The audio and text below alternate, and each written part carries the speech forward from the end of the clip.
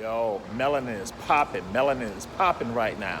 And this is a new series we have called Gullah Geechee Grandstanding. Gullah Geechee Grandstanding.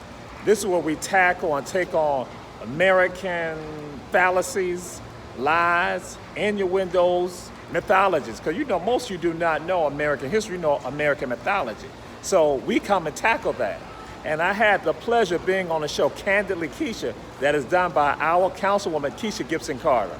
And Reverend Valerie Grimes brought up something on the show. And now what I'm about to discuss is not tied to her, but it's tied to all of you who talk about this.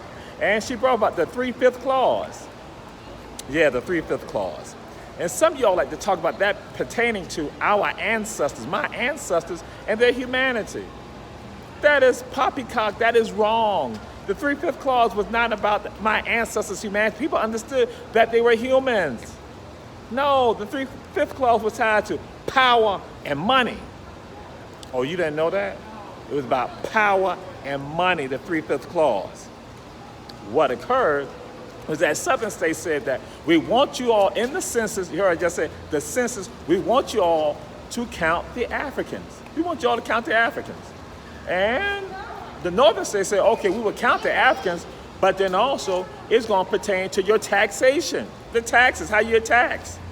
The Southern states said, wait a minute, we want the numbers because we want the power. We want the power. We want them counted for the power. But we don't want you taking our money with regard to the taxes. The Northern states said, no, baby, no. If we're going to go ahead and put them in so you got power in Congress, then guess what? You're going to be taxed on that. So politicians, you heard what I just said, politicians then struck up a compromise. So the greatest compromise in American history is tied to my ancestors, the 3/5 clause. See, again, not about the humanity. So stop articulating that saying it's tied to the humanity. It is tied to taxation, money, and power, political power on the federal level. Now, I'm going to share this for African people. Whenever any politician tells you that you need to compromise, that's a problem. Compromise is a problem because what happens, sometimes the compromise will cause you to lose out. Because who will benefit from the compromise? People got the power, people got the money. And so with our people, compromise has been detrimental to us. There have been other compromises in American history. And those compromises brought about something known as the Civil War. No, the Civil War didn't have to occur if you had not gone with the compromises and done what was right. Oh, that's what it's about. See, many times politicians are not about doing what's right or doing the good.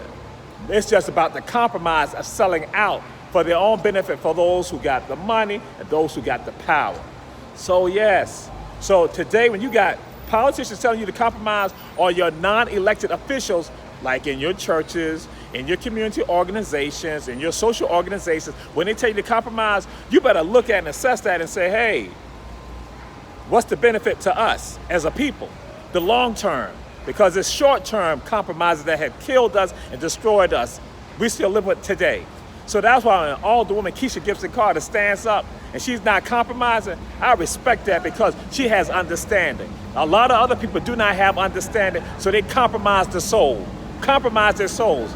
See, God doesn't want you to compromise on the word. God wants you to remain steadfast on the word.